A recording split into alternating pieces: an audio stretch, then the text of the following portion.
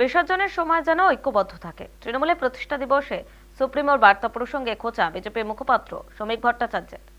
বিসর্জন যাত্রায় যেন সবাই ঐক্যবদ্ধ থাকে, বেসামাল না হয়ে পড়ে।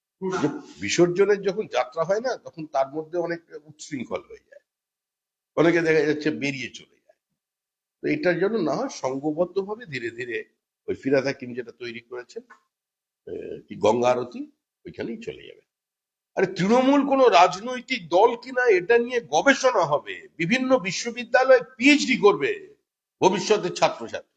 তো তৃণমূল কংগ্রেস এই ধরনের অদ্ভুত বার্তা দিয়ে তো থাকবেই। মুখ্যমন্ত্রী সন্দেশখালীতে গিয়ে কি বললেন? সন্দেশখালীর মানুষের যে অভিযোগ ছিল তার উপরে তিনি শিলমোহর লাগিয়ে দিলেন। আর গতকালকে বিরোধী দলনেতার মিটিং এ মানুষের উপস্থিতি, মানুষের বক্তব্য, তাদের শরীরী ভাষা প্রমাণ করে দিল যে মুখ্যমন্ত্রীর যে বক্তব্য সেটার কোনো গ্রহণযোগ্যতা সেখানে তৈরি হয়নি, তার ওই ছোট ছোট ভাইদের কারণে।